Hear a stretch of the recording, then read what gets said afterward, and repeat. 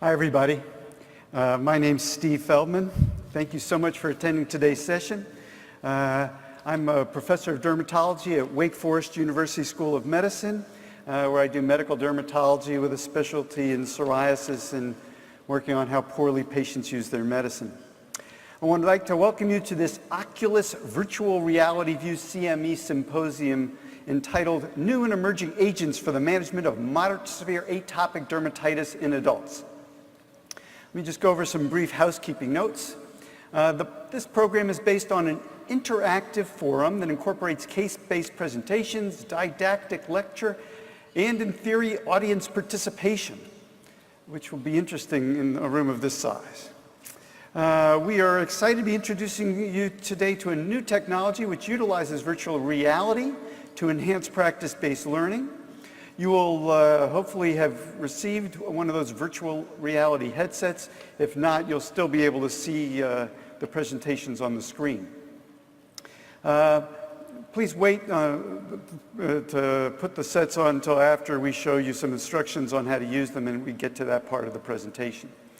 If you don't want to use the Oculus headset, the video versions of the virtual reality presentations will play on the standard screen.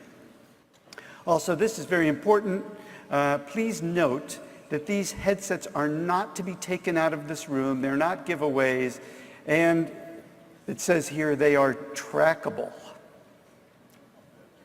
I want to give a special thank you to our grant supporter, Eli Lilly, who provided a grant for this educational activity.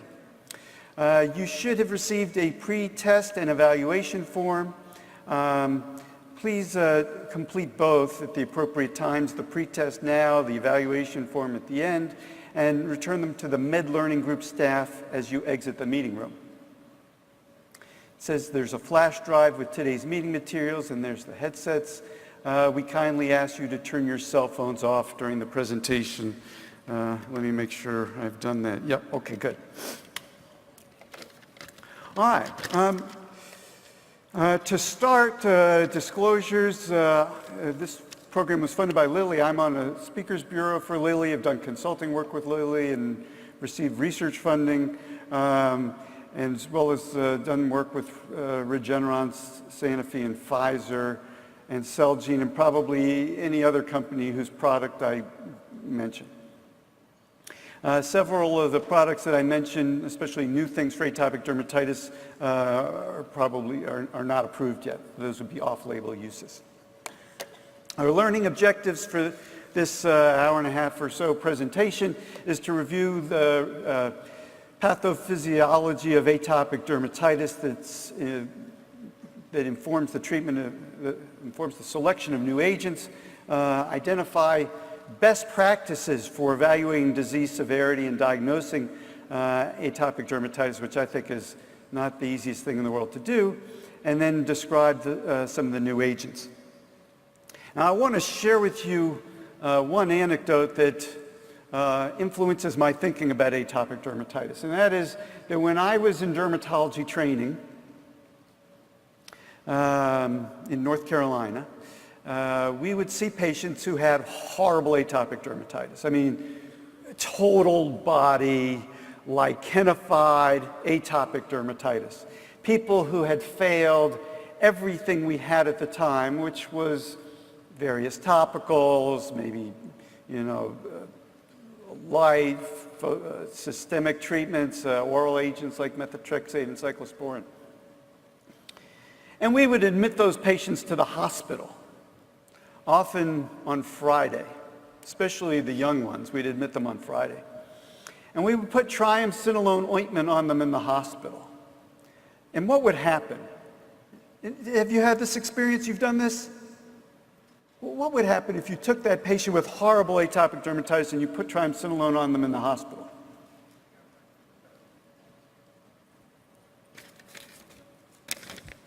Said it was an interactive program. Okay, well, in my experience, they got better. All right? Show of hands, who thinks it took like a month for them to get better in the hospital? No. Who says it takes a week for them to get better in the hospital? Any hands? No. Who says they get better over the course of that weekend in the hospital?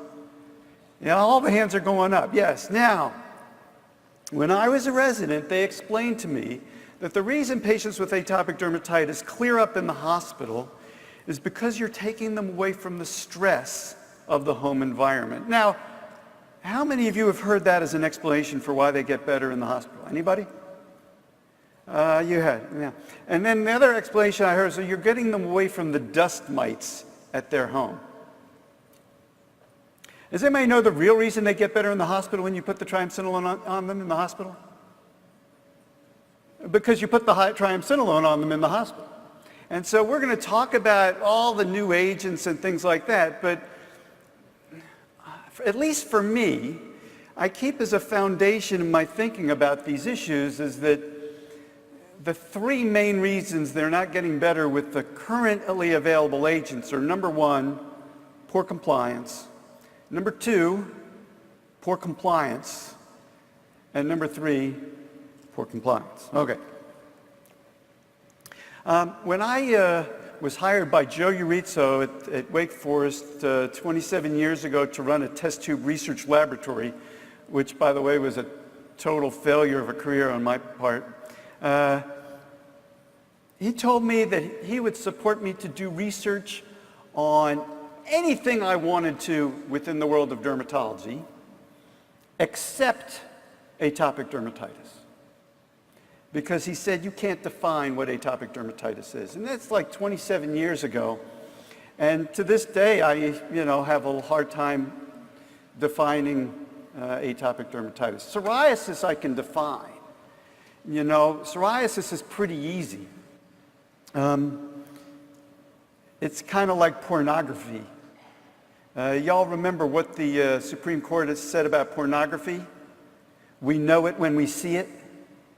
And so I feel that way about psoriasis. I mean, I see psoriasis. I'm pretty sure I know that's psoriasis. Man, with atopic dermatitis, it may be there right in front of me, and I don't know if it's contact dermatitis or what.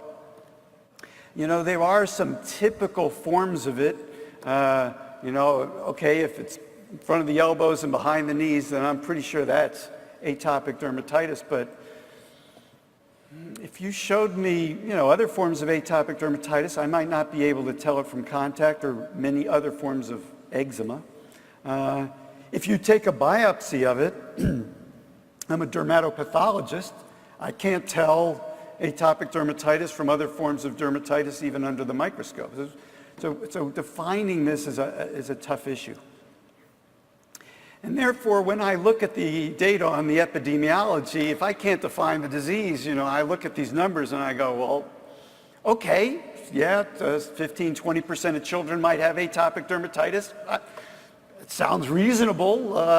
How accurate is it? Well, I don't know. Now, one thing is completely clear, and that is as these children age and become adults, they grow out of their atopic dermatitis. Until you actually look at what data we have for that, and you follow the people at University of Pennsylvania is following these people in registries over time, and they find that as kids age out of the teen years and get a little older, they continue to itch. And so whether the dogma is true that the disease tends to go away as you get older, I'm not even sure of that anymore. In the young kids, I think it's maybe relatively easier to recognize certain patterns. By the time people are adults, how atopic dermatitis manifests, whether just people with xerotic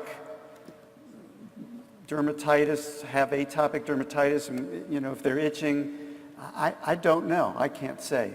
And so having a disease that's hard to define, I question the epidemiology. But that doesn't stop us from determining what the pathology of the disease is. I think it's thought to result from an interplay from a lot of factors.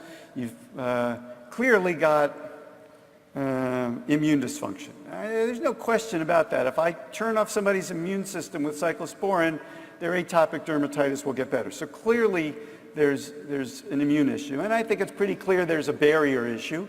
And maybe barrier control is important. And then whether there's allergens, immune dysregulation, genetic factors. Certainly there must be genetic factors. I think the genetics of atopic dermatitis are not as yet as well understood as psoriasis, and I wonder to what extent Joe Urizzo's comment about you can't define who has it is making it difficult to study the genetics of the disease. And then the microbiome is such an exciting area of research to totally, open my eyes to new possibilities, but whether it's clinically meaningful or not, I'm not entirely sure.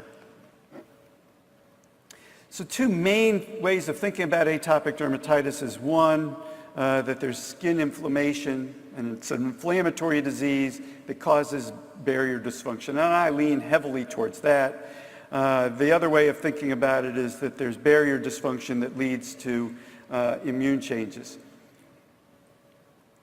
Another way I've heard about atopic dermatitis is that it's the itch that rashes. That it's not the rash causing itch, but it's the itch causing the rash. Show of hands, who thinks of atopic dermatitis primarily as an itch that rashes? I see, okay, a couple. So, I was asking, I once ran into Bernie Ackerman at a meeting where he was talking about how it's the itch that rashes. And I asked him, well, then how do you explain pityriasis alba of the face in these patients, where there's no itch, there's clearly some sort of immune thing going on that's affecting the melanocytes' ability to function and making them less active, but there's no scratching, there's no itching, it's a rash, has nothing to do with itch. And so I question whether it's really, there may be some component of it itches and then exacerbates the disease, but I don't think of it as primarily an itch problem. I think of it as primarily an immune problem. Now, I don't know that I'm right about that because, again, I can't define atopic dermatitis. And so just as I present material here, you'll understand that I have a bias that makes me think that it's primarily an immune problem. Now, that said, the one thing I know about the genetics of atopic dermatitis is that we understand that the gene most associated with atopic dermatitis is filaggrin mutation. And filaggrin is not an immune molecule, it's a barrier molecule. And so the genetics speaks to this being a barrier disease, at least in part. Maybe barrier dysfunction leads to, exposure to things that leads to allergies, but we know filaggrin mutations are associated with atopic dermatitis. But then again, not everybody with a filaggrin mutation gets atopic dermatitis, and not everybody with atopic dermatitis has a filaggrin mutation. The genetics of things, I believe, is one of the two ways I truly understand pathogenesis of a disease. If somebody does immunohistochemistry on atopic dermatitis, or they do some sort of gene expression assay showing the expression pattern of 50,000 different genes, none of that to me tells me anything about the pathophysiology of atopic dermatitis, because I can't tell whether those genes that are expressed or that you see are there because they're causing the disease or that they're reacting to try to undo the disease. I can't tell pathogenesis from those kinds of studies. The kinds of studies that, to me, tell me what's causing the disease is a genetic study. So if the geneticists show me that people with atopic dermatitis have filaggrin mutations and people without atopic dermatitis tend not to, okay, that convinces me that filaggrin is important in the pathogenesis. The other thing that convinces me that something is important in the pathogenesis is a drug company giving me a drug that makes the disease better. So if somebody gave me an antibody that blocked something in the interleukin-4, interleukin-13 pathway, for example, and the disease cleared up, that would tell me that interleukin-4 and interleukin-13 were important in the disease. There's two main immunologic phenotypes for atopic dermatitis. Again, I think that speaks to the variability of atopic dermatitis, and that it may not be one disease, but a spectrum of things. Kind of like epidermolysis bullosa and other blistering diseases were before we had protein blots and antibody assays. We had just a whole bunch of diseases lumped into this one category. And in atopic dermatitis, you have an intrinsic form, supposedly non-allergic with normal IgE, and then more of an allergic form with elevated IgE levels. And so with this as background, let's go ahead and take a virtual reality tour of immune function in atopic dermatitis.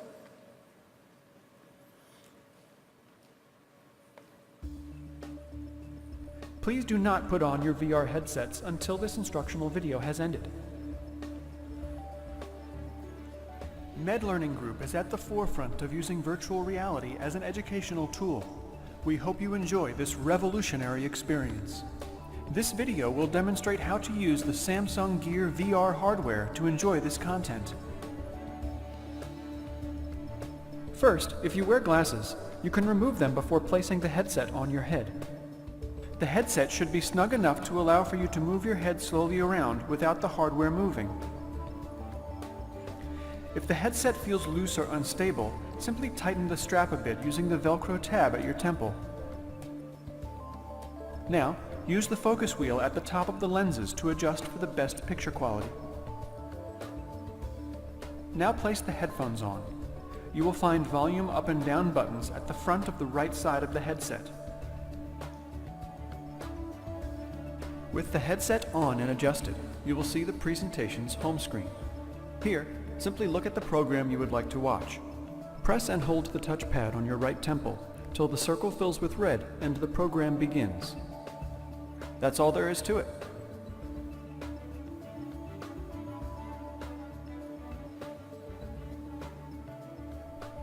At the conclusion of the program, you will be greeted by the home screen. At this point, you can remove the headset. If you need assistance at any point, just raise your hand and someone will be by to assist you. Enjoy the experience.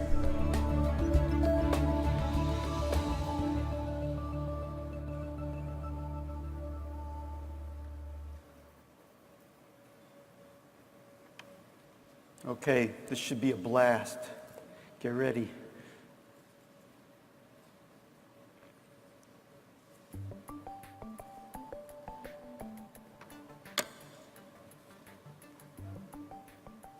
Recent research suggests that the pathophysiology of AD involves a complex interplay of genetic, environmental, and immunologic factors. Both skin barrier dysfunction and immune dysregulation are thought to play a major role in the pathogenesis of AD. However, it is unclear which is the primary driver of disease. The stratum corneum helps maintain the skin barrier. It plays an essential role in protecting the skin against transepidermal water loss, allergens, pollutants, and foreign pathogens. Filaggrin and other tight junction proteins are central to preserving the integrity of the skin barrier by maintaining its pH, hydration, and overall structure. Mutation in the filaggrin gene and reduced ceramide levels have been found in patients with AD. This may explain the increased penetration of allergens, microbiota, and foreign pathogens as a result of a compromised skin barrier. Mechanical factors such as scratching can also result in skin barrier defects. The outside-in hypothesis postulates that skin barrier dysfunction is the primary driver of AD and promotes a type 2 immune response. Pattern recognition receptors on epithelial cells recognize allergens and initiate an inflammatory cascade. This leads to dendritic cell maturation and differentiation and Th2-mediated inflammation. This inflammation is characterized by production of IL-4, IL-13, IL-25, and IL-33, as well as TNF-alpha and IFN-gamma. These cytokines, along with TSLP, further damage the skin barrier by inducing cell death of keratinocytes. Based on the inside-out hypothesis, immune dysregulation activates the Th2 immune response. The Th2 cytokines IL-4 and IL-13 are believed to inhibit the expression of filaggrin and other skin barrier proteins, resulting in skin barrier defects that lead to AD. Inflammation in AD is thought to be a two-phase process. During the acute phase, Th2 cytokines such as IL-4, IL-5, and IL-13 dominate, but coexist with Th17 and Th22 responses. During the chronic phase, Th1 cells take over with participation from Th2, Th17, and Th22.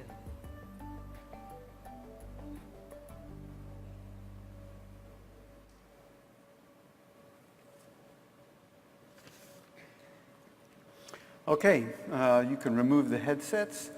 Hopefully that's left you with a deep and thorough understanding of the pathogenesis of atopic dermatitis. Just a quick show of hands. Who here feels they now have a thorough understanding of the pathogenesis of atopic dermatitis based on that? Yeah, okay, that's what I expected. Great.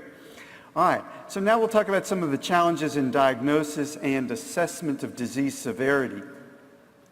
So the diagnosis, there's a number of clinical diagnostic criteria that have been developed primarily, I think, for use in clinical trials. These are not things that I think are typically used in clinical practice. I think in clinical practice we would typically use, more of the pornography definition of, well, yeah, we see this is atopic dermatitis, and that's what this particular patient has. The essential features we would expect would be itching and some type of eczematous eruption, either an acute blistering process, more chronic lichenified process, or something in between, or maybe both. Other things that might affect our ability, might guide us to making the diagnosis of atopic dermatitis is some sort of personal or family history of atopic dermatitis, or at least that's what it says in the books. I just don't know how specific that kind of information is. I think when I was in training, they said, well, you can ask about, does wool make you itch? Yeah, well, wool makes a lot of people itch, and does that mean they have atopic dermatitis? I don't know. There are some scoring systems that are used, and these, I think, again, are primarily used for clinical trials purposes. Quantitative measures like the SCORAD and the EASY, the IGA more of a global gestalt assessment of the severity of involvement. I think the EASY score is kind of nice because you're as objectively as a human can measuring the objective signs of the disease, coming up with a numerical score, and then you can set some level of success, an improvement, so that you know whether your medication is working or not. But the EASY numbers, I think, are totally opaque to normal humans, even to really good dermatologists, unless maybe some true expert who focuses primarily on atopic dermatitis could have a sense in their mind of what a specific EASY number meant or what a specific EASY improvement meant. That's where the IGA is kind of nice, and I think everybody knows what clear means and have a good sense of what almost clear is. So having clear or almost clear as a measure of success is very good. And the reason you can't use clear or almost clear as a measure of success is by itself is because somebody could be at the low end of mild or at the high end of almost clear, and they would be basically identical. And so you have to have clear or almost clear with at least a 2-grade improvement to really know that you've had a successful treatment. Now that may be a fairly high bar of success, but that's okay. It's good enough to get the drug approved, and it's good for comparing across different agents in different trials, I think. In clinical practice, I think even more global measures of the IGA are used, often a 2-point patient global assessment of how are you doing today? Oh, you're not doing well, let's change the treatment. Atopic dermatitis measures are being developed to assess the quality of life that patients have. Patients with AD have worse quality of life than those who don't. This is not rocket science. People who are bothered enough by their disease to be a patient must have quality of life impact, or they would not be taking their time to come see a dermatologist. I'm always very careful when evaluating studies of the impact of disease to look very carefully at who the population is being studied. We did some work years ago on the impact of psoriasis on quality of life, and found that the impact of psoriasis is as great or greater than other major medical diseases like congestive heart failure, depression, heart attack, hypertension, diabetes. And a paper like that gets sucked up into the dermatology literature very quickly, because the dermatology reviewers have every reason to want to see that paper published and no reason to want to question it. But, you know, who's the patient population? Well, it's a patient population being seen at a tertiary care center. And it's not the general population of people at the tertiary care center. It's only the ones who are bothered enough by their disease that they're going to fill out a 40-page survey, you know, on their disease. And so you could imagine there could be an element of selection bias when you look at those sorts of things. And so any study that shows you the epidemiology of the disease that's based on patients cannot be extrapolated to the general population. Any study that tells you the quality of life of patients with the disease is a great study for informing dermatologists how much their patients are bothered by the disease, but those impact numbers should not be applied to, say, a representative survey that determines the number of people in the population. You see this very clearly in psoriasis. You know, a third of patients with psoriasis have moderate to severe disease. So people go, well, there's 6 million people in the United States with psoriasis. If a third of them have severe disease, that should be 2 million people who qualify to get a biologic for their psoriasis. But that's applying the moderate to severe rate in the patients to the general population. Most of the people with psoriasis don't come to the dermatologist. So similarly, if 20% of people, 20% of kids have atopic dermatitis, that may be true, but you can't assume that the distribution of severity that you see in the office would apply to that 20% of people. Most of them probably have very limited disease that may not be terribly bothersome to them. That said, I hope there are no insurers in the room, because when I'm speaking to insurers, I talk to them about the dramatic impact that atopic dermatitis has on people with the disease. It affects pretty much, like other skin disease, every aspect of their lives, home, interpersonal interactions, work, sleep being a critical factor. As you consider the studies you want to do and the measures you want to include, you know, there's an effort to standardize measures of quality of life, use PROMIS measures, validated tools that will assess the physical, mental, and social dimensions of people's quality of life. And these are being developed for atopic dermatitis, in particular for the itch and other aspects of the disease. And so I think that in the future we may see such measures being used more and more in clinical trials. The PROMIS itch measure includes these various factors that itch has on people's lives. And I think we're going to see, just as we've seen in the past with psoriasis, this massive development over the last 10, 15 years. We're going to see that with atopic dermatitis. We're going to see that with itch medications. And so we'll be using measures like this to assess itch. And a key factor where itch affects people's lives is on sleep. And you look at the effect of atopic dermatitis on sleep, and you see just this massive impact. Sleep disturbed every night in over a third of people. Sleep disturbed 5 to 7 nights a week in over half the people. I was once the father of young children. I can tell you, sleep disturbance has a major impact on quality of life. In fact, well, I'm a dermatologist. We probably don't have as much understanding of this as people in other medical fields do, because we get a good night's sleep every night. If you look at the impact of quality of life, you find in adults with moderate to severe atopic dermatitis, over 80% underwent lifestyle modifications. Most people, it affected their confidence. Half it affects their sleep. And again, look closely at what trial this was studied in so you know what kind of patient population. And I think these data from a clinical trial population of people with really horrible disease, and I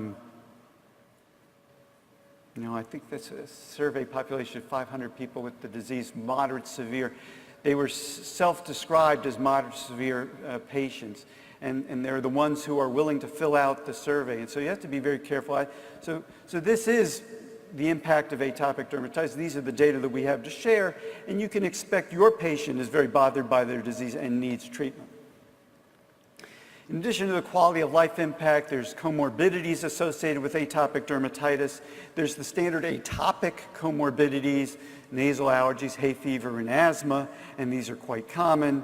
Other things that have been described, contact and hand dermatitis. And again, now I'm starting to wonder, okay, well, wait a minute, is this atopic dermatitis, or is this irritant dermatitis, or is irritant dermatitis more common in people with atopic dermatitis, or is it some sort of allergic contact dermatitis? And I'm scratching my head going, I have trouble clearly classifying these in different groups. There's mental health impact of the disease, with depression and anxiety being commonly reported. Same with attention deficit disorder. And when I look at these, I just wonder, yeah, but what is the control American population under the current administration's level of anxiety? And then there's the issue of cardiovascular disease, which, I'm very familiar with in the world of psoriasis. Probably the most exciting research in the world of dermatology being done is the cardiovascular comorbidities of psoriasis and whether we can impact those with our treatments. If you're between the ages of 20 and 30 and you have severe psoriasis, you have a threefold increased risk of having a heart attack. Now, it may be that it's the inflammation of the psoriasis leading to this increased risk, and you could wonder, atopic dermatitis, again, with all this inflammation, does that increase the risk of cardiovascular disease? If you have a threefold risk of a heart attack in these 20 to 30-year-olds, is that bad? Show of hands, who thinks that's a bad thing?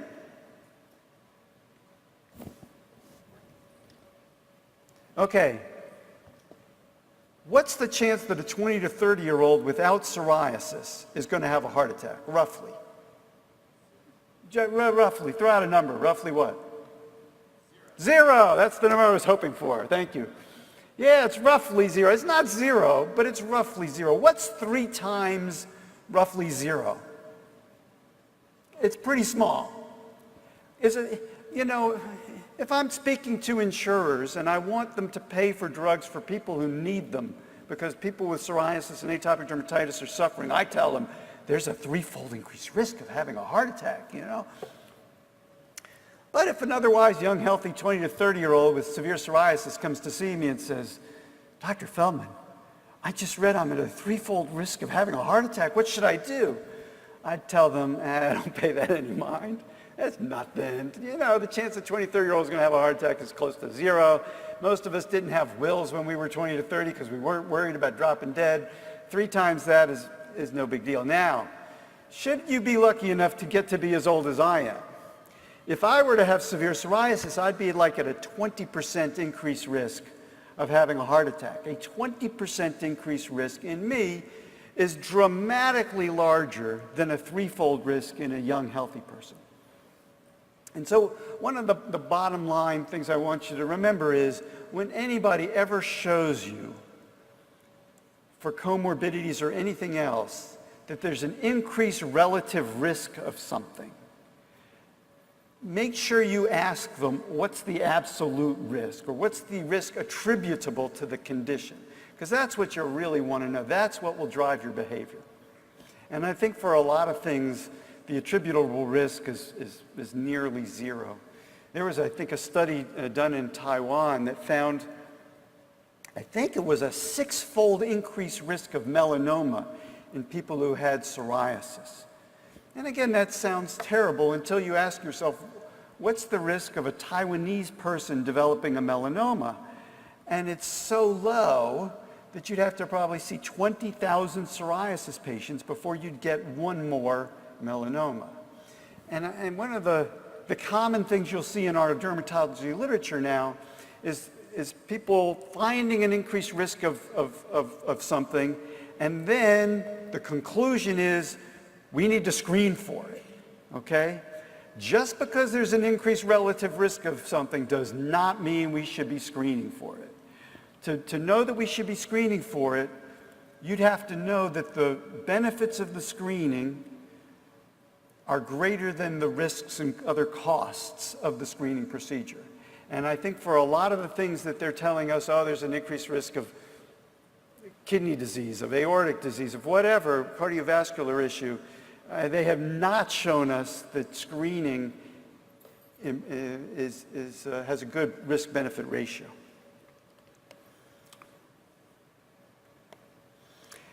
Other comorbidities, increased risk of lymphoma. I don't really know for sure whether immune diseases of the skin like atopic dermatitis and psoriasis with all those immune cells multiplying create an increased risk of lymphoma, could be, or whether somebody, a family doctor or a dermatologist who doesn't have great clinical skills like myself, misdiagnosed a lymphoma as initially as atopic dermatitis or psoriasis and put that into a claims database, and now the claims database analysis says that there's this increased risk of lymphoma in people with atopic dermatitis. I think that kind of misclassification makes those kinds of studies very difficult to interpret.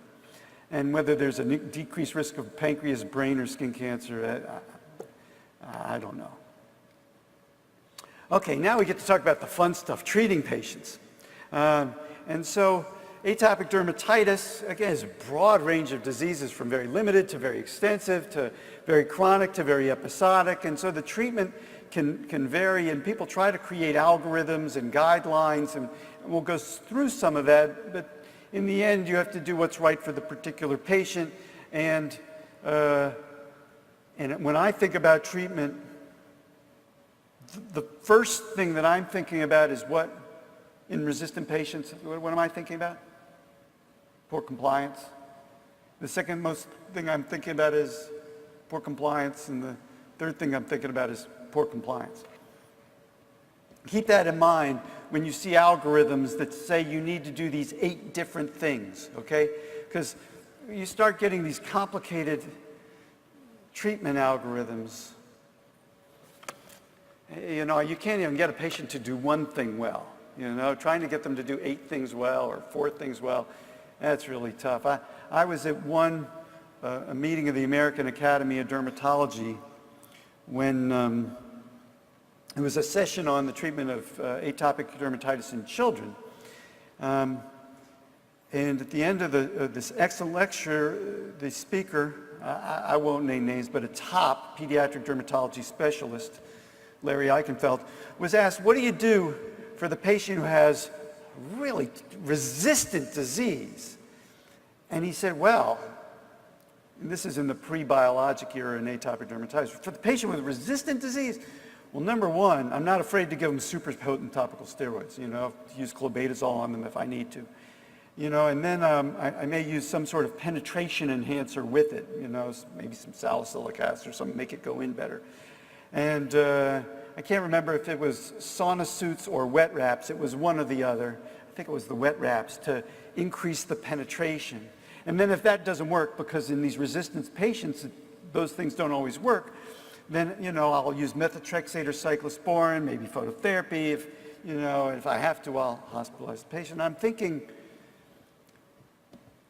the guy doesn't understand the 3 reasons why patients are resistant to therapy. If he took that patient who was resistant to therapy and put them in the hospital and put triamcinolone on them in the hospital, how long would it take that patient to clear up, roughly? 2 days or 3? Show of hands. Who thinks it would take 2 days? Who thinks it might take 3? Anybody think it would take longer than that? No. Okay, so if mom is not putting triamcinolone on her child because she's afraid of steroids, is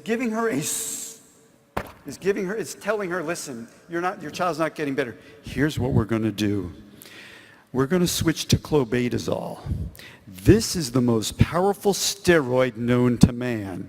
If you put this on your child for more than 2 weeks, seriously bad things are going to happen to your child. Not just the skin, internally too. You think that switching to the super potent is going to improve the adherence to the treatment? I really don't think so. Now, if mom can't hold the child down long enough to put one thing on well, you think putting 2 or 3 things on there, like adding a penetration enhancer, is going to enhance the amount that's delivered? She can't hold the kid down to put triamcinolone on. She's going to get the kid to sit still for wet wraps. It just doesn't make sense to me, the dogma of how we treat atopic dermatitis, knowing at the foundation that it's a problem of poor compliance. So as I present to you stuff, again, understand that's my bias. So when the AAD guidelines committee came out and they looked at the evidence for the different treatments, they said use of moisturizers, there's really strong evidence that helps. And I think that's true in a clinical trial. If you put moisturizers on the person, then the atopic dermatitis will get better. Now, is real life like a clinical trial? Not so much. Are patients more compliant in the clinical trial? Yeah. Why are patients more compliant in the clinical trial? That's a fascinating question. There may be many reasons. One of the key reasons that patients are more compliant in the clinical trial is because in the clinical trial, there's a return visit, okay? What I'm about to tell you may be the single most important thing I explain about atopic dermatitis and its treatment, and that is the timing of the return visit. And I want to illustrate the importance of this with the parable of the piano teacher. Show of hands, who here either took piano lessons or some other musical lesson or had a child who did?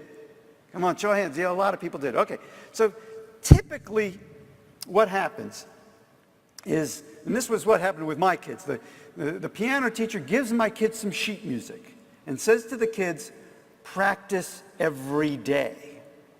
I'm going to meet with you once a week.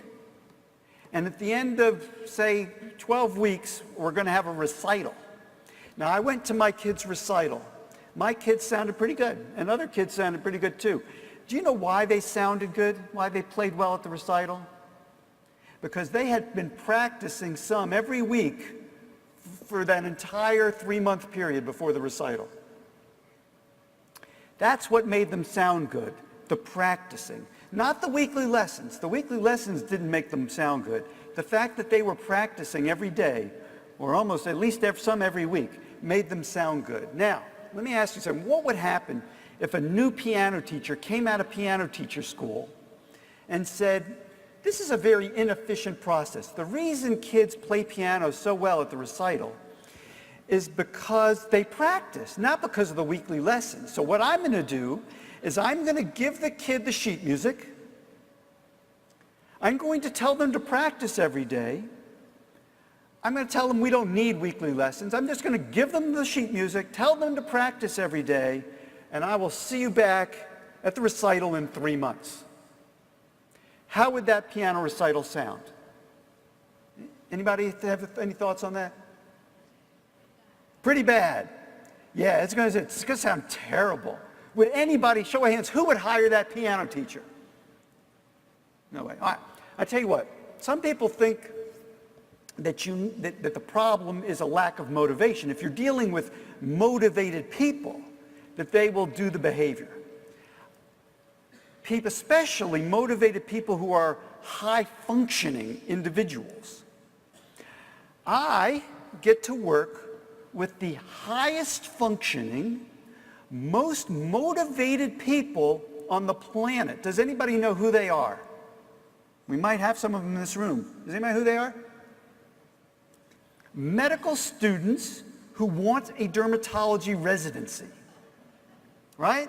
I mean, they are at the top. Not only did they get into medical school, they're so high functioning, they are at the top of their medical school class. But despite that, getting into dermatology is iffy, so they come to work with me from all over, and they want to get stuff done. They want to publish. You know, they come to me because I got little easy projects for them to do. So they come to work with me, and they want to publish. Now, they come to say they work with me at the beginning of the summer. Do I hand these people a project and say to them, this is your project. I want you to work on this every day. I'll meet you again at the end of the summer. Is that what I tell them? No, what do I tell them? That we have a lab meeting every week. The purpose of the lab meeting, I tell them, is to go over what they're doing, to address any problems that they have. They're going to present their work, and we'll go over it. The reason we have, y'all probably have, if you're doing research, weekly lab meetings. If you're not in research or if you're in marketing or sales, you probably have weekly meetings where you go over stuff. And you may be thinking that the purpose of these weekly meetings, and maybe you set them up because you saw the mentor that you worked with had these weekly meetings. You thought the purpose of these weekly meetings was to go over the research and address problems and stuff, but that's not why they are essential. They are essential because if people think they're going to be presenting their work, say at the weekly lab meeting on Friday, they're going to be working all week that week to make sure they don't look stupid on Friday. Now, as a corollary to this, I have a meeting with my minions at lunchtime every Friday. We have our research meeting. If I get asked by somebody to go give a lecture, say somebody calls me on Monday and says, Steve, we need you to give a lecture on Friday. Would you be willing to cancel your laboratory meeting and come give a lecture for me? I say, yes, of course, I'll be glad to do it. So I find out on Monday that I'm not going to be there on Friday. What day do I tell my minions that I'm not going to be there on Friday? Friday morning or Thursday night? Yes, because I want them to work all week, right? It would be insane to give even the most motivated person a project and say, work on this every day. I'll meet you again in 2 to 3 months. That would be insane. It would be insane for a piano teacher to give people sheet music and say, see you in 2 to 3 months. And imagine what would happen if that piano teacher did that and scratched his head. Hey, the kids don't sound so good. You know what the problem is? I didn't sufficiently motivate them when I handed them the sheet music. I'm going to do motivational interviewing when I give them the sheet music. And then I'll see them in 3 months. I'm going to have a piano teacher school where we'll meet with them at the beginning and really explain the treatment in great detail.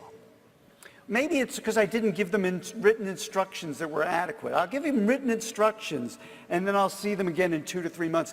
Would any of those things make the piano recital any better? I don't think so. You have to have that accountability of the weekly lesson to get people to practice the piano. And in research studies, if I show you a graph of how a drug performs in a research study, what's the graph going to look like? It's going to show you at baseline, week 1, week 2, week 4, week 6, week 8, week 12, and how the thing improves over time. And then the dermatologist gets the drug and sees that in 8 to 12 weeks, the patients get better. And so they say, oh, here's the drug, see you in 8 to 12 weeks. Well, that's not what they did in the study. In the study, they brought them back at all these visits. And if you don't have some form of accountability, the patient's not going to get better. By the way, one last thing about the piano teacher story. Are dermatologists like a piano teacher who says, here's your sheet music practice every day, see you in 3 months? Is that how we practice? Not exactly.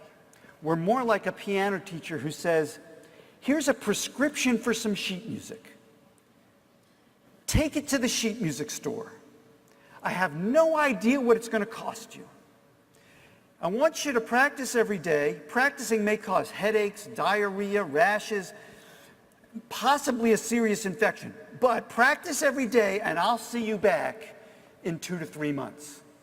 And we're scratching our heads wondering why our patients aren't getting better, you know? It's fascinating. All right.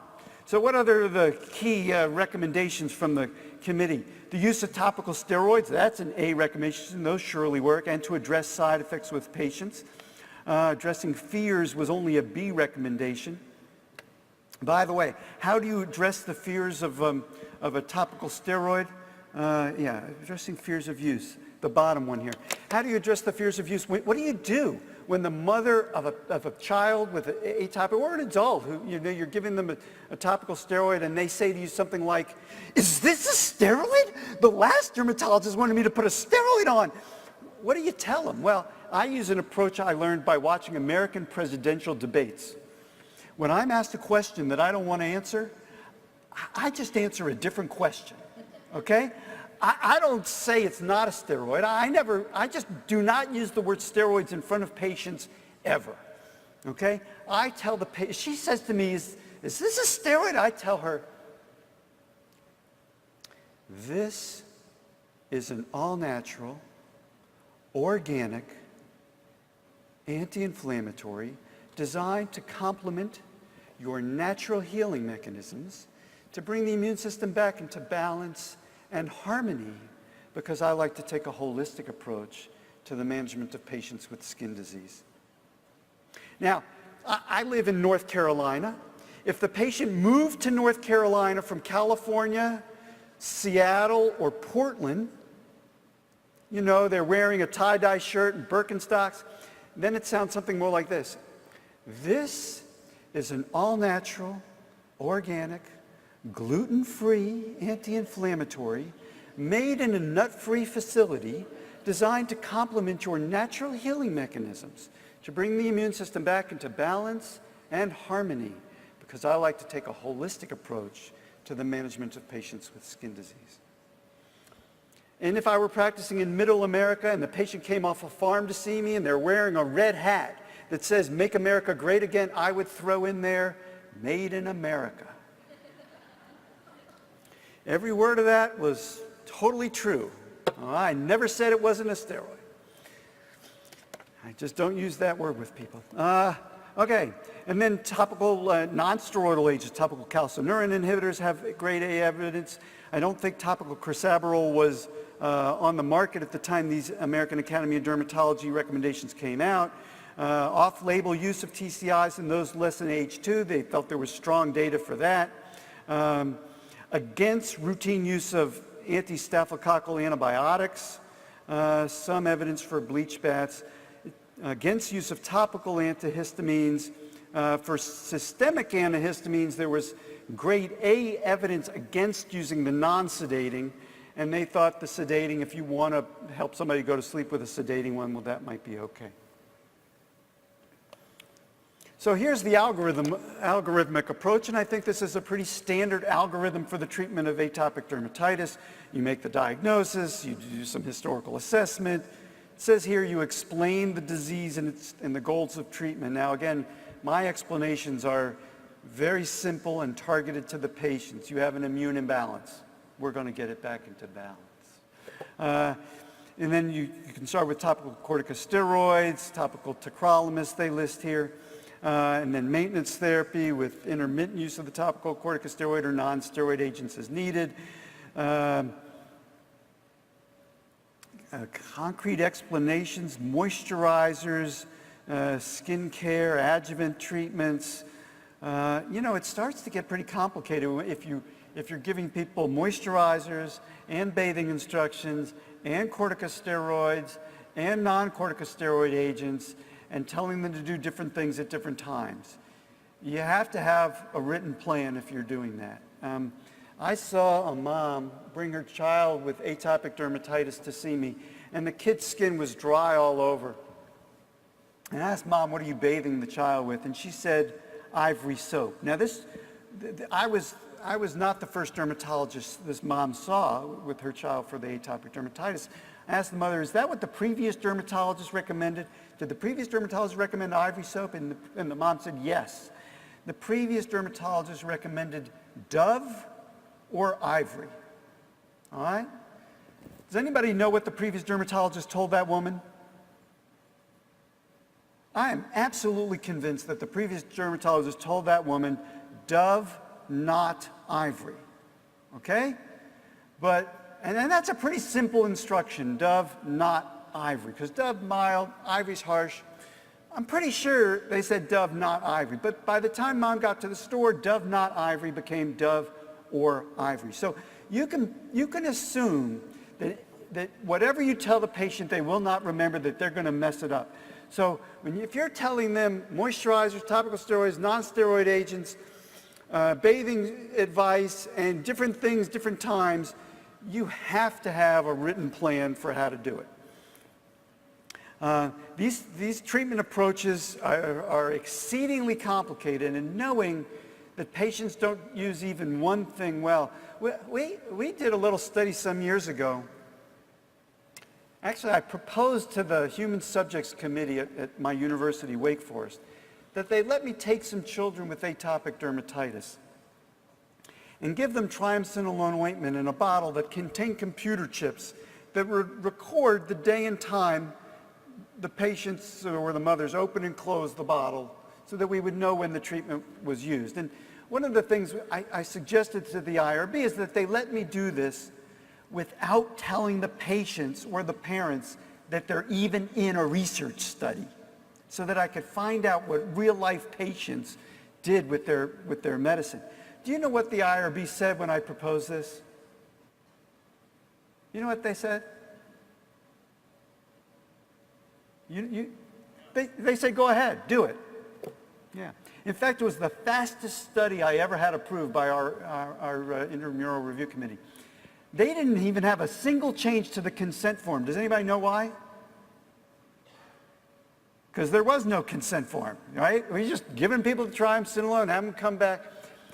Their use of the triamcinolone dropped by 70% over 3 days, okay? Just like drops like a rock. Now, part of it is because the ones who use it, they get better. They don't need to use it very much. And the others that aren't using it, they're just not using it. So the use of the medicine drops like crazy. It's just, mothers love their children. Growing up in Hebrew school, I was taught, oh, Palestinian mothers don't love their children as much as they hate Jews. I'll tell you something. Mothers love their children. I went to Palestine. I saw mothers love their children everywhere. The idea that there's some group of mothers that don't love their children more than anything is ridiculous. Does that mean that they put the triamcinolone on their kids? No. Okay? They love the kids. They still don't treat the eczema. All right? I know this because my kid had eczema, and I was sitting down, 2-parent household, well-educated patients. I'm sitting at the dining room table with my wife after putting my son to bed, and my wife says to me, did you put the triamcinolone on him before you put him in bed? And I'm like, no, did you? You know, and so there's lots of reasons it doesn't get done, and having a stable 2-parent household isn't necessarily helpful. I think there's actually some good data on adherence to chemotherapy, the at-home chemotherapy in children with leukemia, showing that 2-parent households had worse adherence to the at-home oral chemotherapy than the 1-parent households did, because in the 1-parent households, you know who's responsible. So whether you take a proactive approach or a reactive approach, you have to have we covered, so you have to have a written action plan, something straightforward. I mean, basically, you're doing the same thing for atopics over and over again, so make sure you just have it in writing. You can make a few checkoffs to make it exactly what you want for that particular patient and make it easy for them. Or do what I do and just give them one thing, ask them to do that one thing really well for just 3 days, and then have them call you, okay? You can make them come back at 1 week, 2 weeks, 4 weeks, 6 weeks, 8 weeks. I don't do that. I just give mom the topical steroid and tell her, I want you to use this twice a day. She's like, is it a steroid? I'm like, it's an all-natural organic gluten-free anti-inflammatory. What about side effects? I say, well, look, call me 3 days from, we'll see you back in 3 days. No, then he'll miss school again. Tell you where you'll have to miss work. Tell you what, here's my cell phone number. You call me 3 days from now, let me know how it's working. When they call, it doesn't matter whether I answer the phone or not, often I don't, and they say, oh, Dr. Feldman, you're right, it worked like a miracle. Because if you have the accountability of them thinking they're going to be talking to you in 3 days or in 1 week, it forces them to fill the prescription, which many times they don't do right away, forces them to use the medicine real well, and they get great results. All right, with that said, let's talk about some of the new and emerging agents. And you can think of new and emerging agents as, you know, in the topical, oral, injectable categories based on, I think a lot of times we think about it based on the pathogenesis. And I think that's sort of backwards, because I know the pathogenesis based on the treatments more than I know the treatments based on the pathogenesis.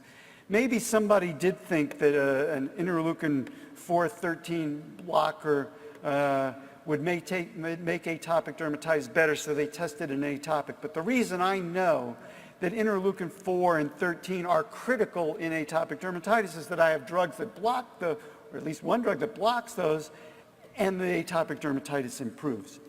And so we have a variety of investigational agents attacking IL-13. These pathways are mediated through JAK-STAT, and now so we have JAK-STAT inhibitors that should prove effective for atopic dermatitis. Then there's anti-itch medications, a variety of other products. Now on this list, you'll see that there's topical, orals, and injectable preparations.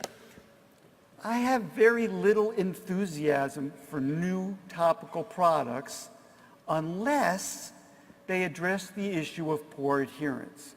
Because already I have a topical that if I put the patient in the hospital and make sure they put it on, the worst atopic dermatitis clears in 2 or 3 days.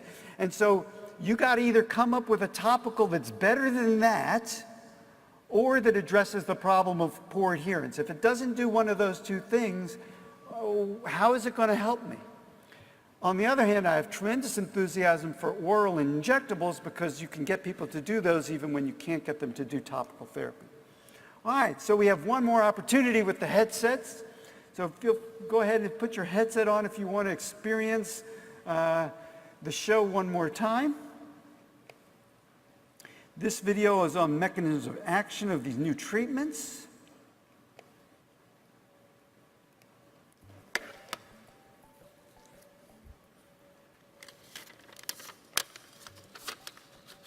Atopic dermatitis is a chronic inflammatory skin disease characterized by red, swollen, itchy, and cracked skin.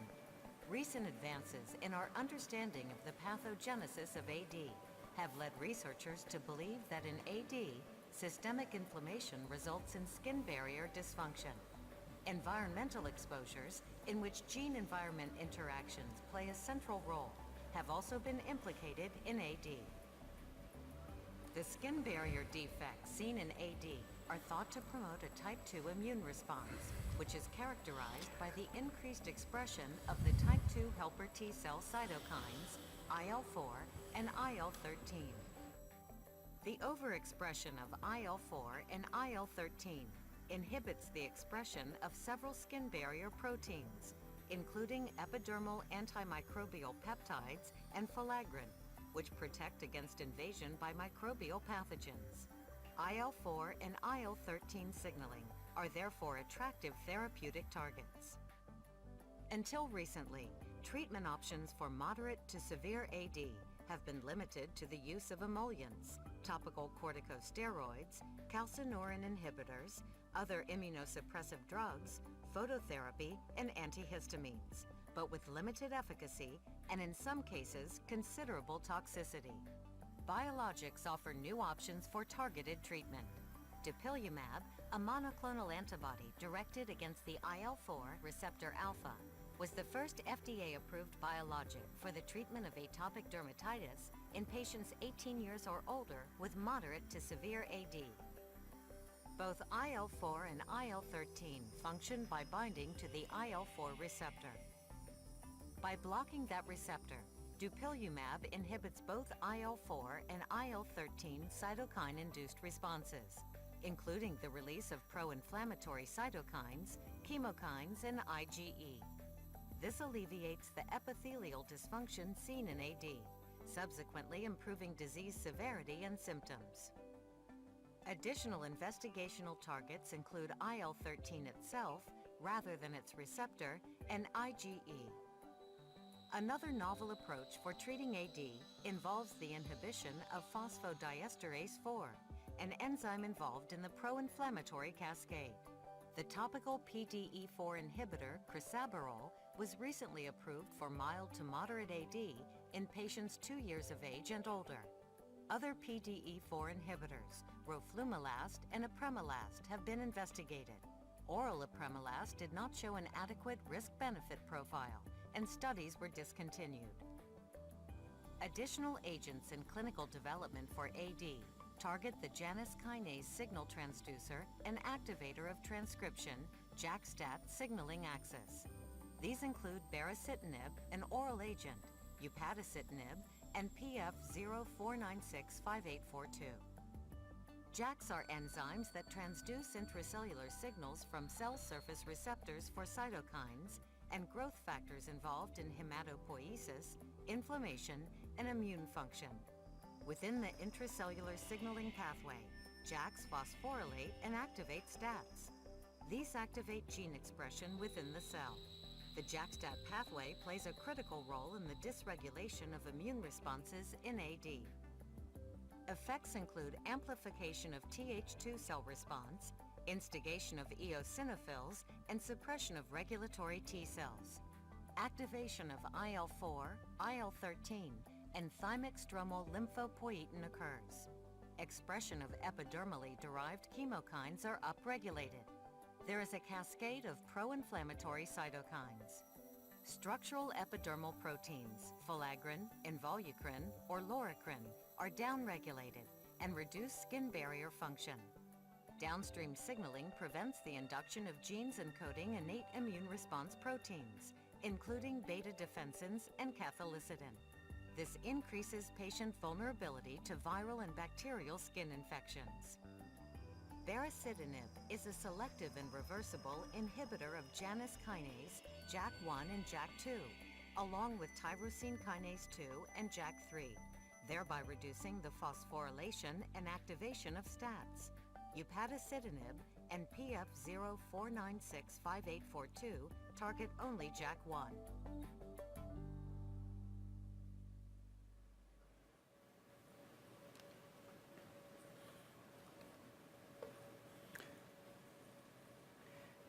That would be a fun video to share with patients. I'd probably leave them more questions than answers. Well, I hope that gives you a sense of the pathways that may be targeted for new treatments for atopic dermatitis. One of the new agents we have, crisaborole, blocks the degradation of, blocks the degradation of cyclic AMP, and so you end up with more cyclic AMP and more a different balance of cytokines, and inflammation gets better. I think the key issue when I'm explaining this phosphodiesterase inhibition to patients is that phosphodiesterase inhibitors, I let patients know, are the most commonly used drugs by humans. Can anybody think of another commonly used phosphodiesterase inhibitor? Yeah, caffeine. Caffeine in tea and coffee, most commonly used drugs by humans. Here you see IgA levels of success, 30%, not with a pretty big vehicle effect. With these topical studies, the vehicle effects can be large. It's because the vehicles are not placebo. The vehicles can affect the disease, and so interestingly, I'm less concerned about the difference between the vehicle and the drug as I am with the absolute benefit of the drug and the vehicle. I'd much rather have a really poor drug in a great vehicle than a really good drug in a bad vehicle if the bad drug gets better efficacy because of its vehicle. But for approval of a product, you have to be able to show that you're better than your vehicle. Here's you can see the speed of improvement by days of dosing, and the IgA successes, and then here's improvements in pruritus. But again, this is clinical trial data. Patients are being seen at days at weeks 1, 2, 4, 6, 8, 12. So the results you would see in the clinical trial are going to be better. Are you going to have fewer dropouts? Yes, you're going to have fewer dropouts. But, well, for one, you're paying people if they stay in the study. You're not paying them if they drop out. So they may be motivated to at least claim they're still using the medicine and stay in the study. And because of those visits, if they are having irritation, if they start having irritation but they don't have another visit for 8 to 12 weeks, they're like, I can't put up with this, and they stop. If they know their visits in 7 days, they may continue on the treatment. Dupilumab, I think, is revolutionary. Here you see the IGA successes and EASI-75 rates and how different they are from placebo. So in patients with terrible disease, and even the patients who don't achieve an IGA of clear, almost clear with a 2-grade improvement, I think a lot of them are still having great improvement because the patients I've seen so far are extremely happy. Now, interestingly, if I tell you the patient I saw did really well on the drug, that probably, whether you like it or not, even for a group of scientists, has more impact on your thinking than all these data, okay? This is just a fact of the way the human brain works. If I tell a patient who's not sure about going on a drug, I had a patient with atopic dermatitis that was just like yours, and they did really well on this drug. That one anecdote is more convincing to them to go on the drug than if I gave them books of data on that drug, So keep that in mind, your own internal biases in mind, and keep my limited anecdotal experience in perspective. When you hear that I had a patient who did well, or a couple patients do well, don't assume that everybody does well. Focus on the data. But you can also use this with patients. Whenever you have a patient and they're not sure, you tell them, I had a patient just like you who did really well. In fact, I think I saw them in this same room. They were sitting in that same chair, and they did really well on drug X. And it's a really easy way to reassure patients to take a medication. Look at the change in baseline in the EASI scores. Look at the degree of improvement there. Now, I want you to pay close attention to this graph, because this graph is misleading. Graphs are designed to give you a visual impression. And the visual impression here is that by week 12 or 16, there's almost no disease left. But the reason it looks like that is they didn't include minus 90 and minus 100 on the y-axis. So this graph is inherently misleading. Similarly, these graphs on pruritus make the improvement in pruritus appear greater than what your eye should see, okay? Because they're not giving you the whole scale. You get about a 50% improvement in pruritus. Knowing how well the drug works makes me realize that a 50% improvement in a pruritus score is a fabulous improvement. If you just said a 50% improvement in pruritus, I'd be wondering, how meaningful is that? But the reverse, having seen some atopics go on this drug and do so well, that 50% improvement in pruritus score must be highly meaningful. Here are side effects, and the side effects of this revolutionarily effective treatment is just amazing. It just seems so clean to me. The injection site reactions, headaches, allergic conjunctivitis, you really don't see a lot of difference from the placebo group. The numbers of serious adverse events, again, it doesn't seem any different from the placebo group. Often, with the treatments we give patients, there's like a 1 in 100 chance of a serious infection happening. Whether it's related to the drug or not, it's probably not, because if people who go on placebo have a 1 in 100 rate of serious infections. If you have a patient and you're trying to get them to go on a treatment that you think will help them, do not tell them there's only a 1 in 100 chance of a serious infection, because they're going to think about being that one, and it's going to fill their brain like a balloon. Kind of like, have y'all seen the movie Dumb and Dumber, where Jim Carrey asked Lauren Holly to hook up with him, and she didn't want to have anything to do with him, and he asked her, come on, isn't there a chance, maybe 1 in 100? And she's like, no, it's more like 1 in a million. Do you remember what he says? So you're saying there's a chance. That's right. That's how your patients are going to be if you tell them there's only a 1 in 100 risk of serious infection. So what you do is you tell them this. Listen, because you have so much skin disease right now, your immune system is totally out of whack, and you have, right now, about a 1 in 100 chance of developing a serious infection. But if you allow me to give you this all-natural, organic, gluten-free anti-inflammatory that will complement your natural healing mechanisms and bring your immune system back into balance and harmony, then 99 times out of 100, there's no serious infection.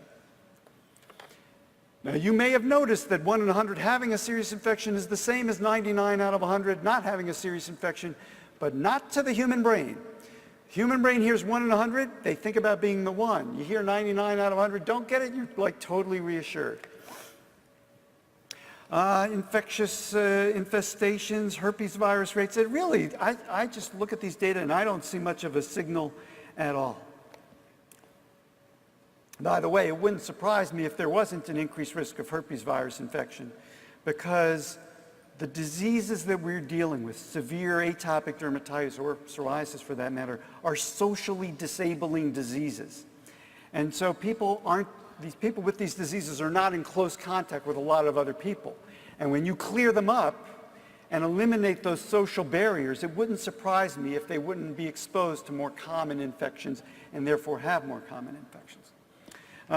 Data were reported not long ago on an interleukin-13 blocker. You find 82% having EASI 50 improvement, which sounds fabulous until you look at the placebo group that had only 62, that had 62% improvement in their EASI score.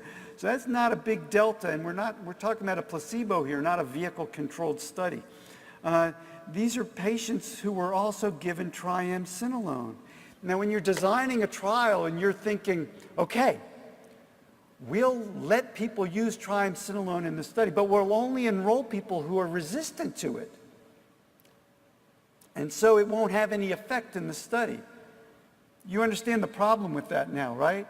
Because there's 3 reasons they were resistant to the triamcinolone before the study. What were they? Number 1, poor compliance. Number 2, poor compliance. Number 3, poor compliance. Now you're giving them the triamcinolone, and they're in a study environment where they're going to use the medicine. Their compliance to it's going to be pretty good, and you're going to see fabulous results in your control group, making it harder to find statistically significant differences with your drugs. So sometimes it's hard to justify taking somebody who's suffering and put them on a drug without giving them some cortisone too, but a lot of times that's what you want to do if you want to see what really happens. Here's a study on a drug that an anti-IL-31, so blocks the IL-31 pathway. So it binds the receptor, blocks the pathway.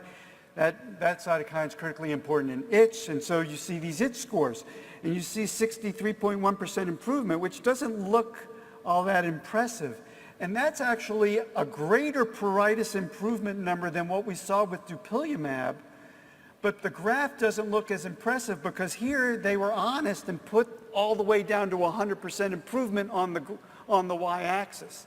So, you know, I don't know if you want to be honest or if you want to give people visual impressions and make your drug look good, but this one seems to be very good for pruritus, especially considering that number did better than the dupilumab number. Omalizumab did not have strong evidence for use in atopic dermatitis, though one of my buddies who has a lot of experience with it told me it worked great in his hands. He also tells me he uses it with topical steroids. So how much of the improvement is due to the drug and how much of the improvement is due to better adherence to a topical steroid, you know, I don't know. We recently did a study where we enrolled patients who were resistant to topical therapy, and we gave them a topical dexamethasone spray, and they improved. And not only did they improve, but every single one of these people who were resistant to topical therapy improved on the topical therapy. Ustekinumab may be effective for atopic dermatitis. There's mixed evidence at this point. We'll finish up with a case study. Here's a patient who has really bad atopic dermatitis. It's extremely itchy, can't stop scratching, it wakes him up. These are the kind of patients we see at our university setting. Mid-potency topical steroids were prescribed with no benefit. Notice it doesn't say mid-potency topical steroids were applied with no benefit. One of the things I teach my residents is Don't tell me the patient has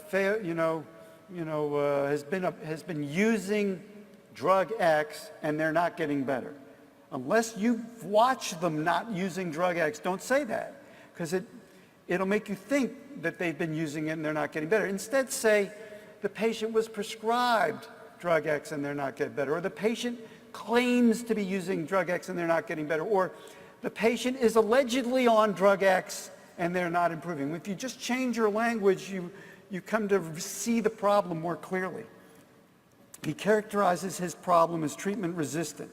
No history of cancer, serious infections, no known allergies. It's current treatment, multiple topical steroids, oral antihistamines. He's been given a regimen. God, he's been given this complex list of things to do. You know, you examine him, his EASI score's really high. He's up to date on his vaccinations. He's had some laboratory testing done. How would you treat them? You know, if you could give him, you could hospitalize him, put triamcinolone on him, he'd probably clear right up. I don't know, if somebody had disease this extensive, even if I gave them a pound jar of triamcinolone and told them I'll see him back in 3 days, it's just impractical to get people to use Metis topicals at home the way you can get them to do it in the hospital. And so you could think about, you know, using some kind of systemic or drug, something that will treat them all at once. If you wanted to get them to use, you know, a topical, you might be able to get them to improve, but you'd have to have a black belt in getting people to adhere to treatment in order to do it. All right, so let me summarize some key points and then I'll let you go. Atopic is chronic, it's hard to define, it clearly impairs patients' quality of life in a big way. The people who don't come in, maybe they're also severely affected. I don't know about them as well. Topical agents are extraordinarily effective products. If you just calculate what concentration prednisone would be in the skin, if you assume a uniform volume of distribution and a dose of 1 milligram per kilogram body weight, you will come up with a concentration that's probably 1/100th or 1/1000th of the concentration that we're applying in the topicals that we're putting on people, okay? So the topicals should be dramatically effective, but you can't get people to use them. And so new topical therapies, if they address the problem of poor compliance, they could be very useful medicines. If not, then I think having new oral agents, new systemic agents are going to be able to help these patients in a big way. And with that, I say thank you very much. I think we have a couple minutes left for questions if you like, but I will also hang around. And assuming there are no questions, let me give you this post-program announcement. We hope you will find this program to be a truly useful and practical educational experience. We hope you found it informative, useful, informative and useful. Yeah, it says it twice. Please remember to complete both forms that you received, hopefully, and return them to the Med Learning Group staff. They will provide you with course certificates when you hand in the completed paperwork. Thank you for attending.